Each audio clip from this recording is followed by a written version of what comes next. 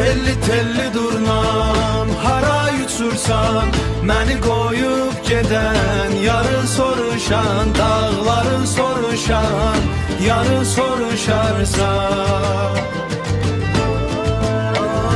Dağların başında duman olarsan, de ki həsrətindən ürək yanarırsan, de ki həsrətindən ürək yanarırsan. Gecələr uzanır, yollar bitmir ki, sənsiz bu ürəyim rahat tapmır ki. Bir səsin yetərdi, qayıt desəydin, bu qara taleyim belə olmazdı ki.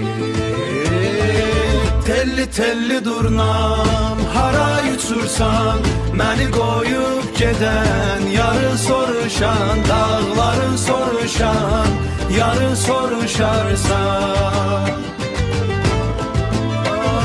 Dağların başında duman olarsan, de ki həsrətindən ürək yanarırsan, de ki həsrətindən ürək yanarırsan.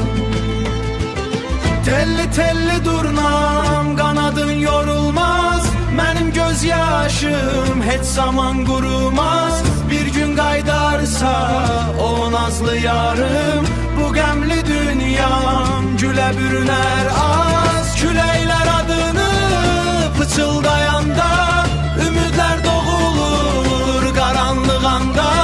Bir iz qoymusan sən bu ürəyimdə, silinməz heç zaman, qalar hər anda. Telli telli durnam.